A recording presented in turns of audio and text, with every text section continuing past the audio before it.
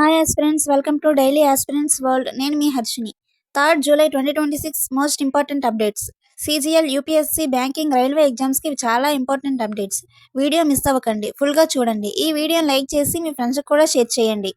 Digital India కార్యక్రమం 11 ఏళ్లు పూర్తి చేసుకుంది. 2026 జూలై 1న భారత ప్రభుత్వం ప్రారంభించిన ఈ ప్రధాన కార్యక్రమం దేశాన్ని డిజిటల్ సమాజంగా, జ్ఞాన ఆర్థిక వ్యవస్థగా మార్చడమే లక్ష్యంగా ఉంది. ఇప్పుడు ఈ కార్యక్రమం కృత్రిమ మేధస్సు మరియు సెమీ కండక్టర్ తయారీపై దృష్టి సారిస్తుంది. ఇంటర్నెట్ కనెక్షన్లు 4 రెట్లు పెరిగాయి. మొబైల్ డేటా ధరలు గణనీయంగా తగ్గాయి.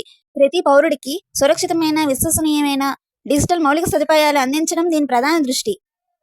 జూన్ 2026లో పర్యాటక మంత్రిత్వ శాఖ గూగుల్ ఇండియాతో డిజిటల్ పర్యాటకాన్ని అభివృద్ధి చేయడానికి అవగాహన ఒప్పందం కుదుర్చుకుంది. ఈ భాగస్వామ్యం ద్వారా భారతదేశపు సాంస్కృతిక, ఆధ్యాత్మిక, ప్రకృతి, ఆరోగ్యం, సాహస పర్యాటకాన్ని ప్రపంచానికి పరిచయం చేయనుంది.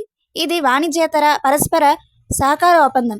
ఇన్క్రెడిబుల్ ఇండియా కార్యక్రమం కింద డిజిటల్ ప్రమోషన్, ఏఐ ఆధారిత ప్రచారం లక్ష్యంగా ఉంది.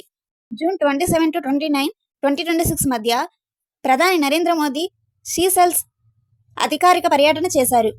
సీసెల్స్ అధ్యక్షుడు ప్యాట్రిక్ హెర్మినీతో ద్వైపాక్షిక సమావేశంలో ఆరోగ్యం, విద్య, రక్షణ, డిజిటల్ మార్పు వంటి రంగాల్లో సహకారం బలోపేతం చేశారు. సీసెల్స్ జాతీయ దినోత్సవ గోల్డెన్ జూబ్లీ వేడుకల్లో గౌరవ అతిథిగా పాల్గొని గార్డియన్ ఆఫ్ ది బ్లూ హ్యుజ్రైన్ గౌరవాన్ని అందుకున్నారు. బ్యాంక్ ఆఫ్ బరోడా మిజుహు బ్యాంక్ భాగస్వామ్యం. జూలై 2026లో భారత బ్యాంక్ ఆఫ్ బరోడా జపాన్ మిజుహు బ్యాంక్తో వ్యూహాత్మక భాగస్వామ్యం కుదుర్చుకుంది. ఈ ఒప్పందం ద్వారా రెండు బ్యాంకులు M&A ఫైనాన్సింగ్, సలహా సేవలు, రిస్క్ మేనేజ్మెంట్ మరియు విదేశీ మార్గ వ్యవహారాల్లో కలిసి పనిచేయనున్నాయి. భారతదేశం, జపాన్ మధ్య ఆర్థిక సహకారాన్ని బలోపేతం చేస్తూ అంతర్జాతీయ పెట్టుబడులను, కొత్త అవకాశాలు తెరతీస్తుంది. జూలై 2026లో NPCI, HSBC India, JP Morgan కలిసి అంతర్జాతీయ యూపీఐ చెల్లింపుల కోసం రియల్ టైం విదేశీ మారక సెటిల్మెంట్ను ప్రారంభించాయి. ఈ భాగస్వామ్యం ద్వారా భారత వినియోగదారులకు వేగవంతమైన, పారదర్శకమైన, సమర్థవంతమైన అంతర్జాతీయ చెల్లింపులు అందించబడతాయి.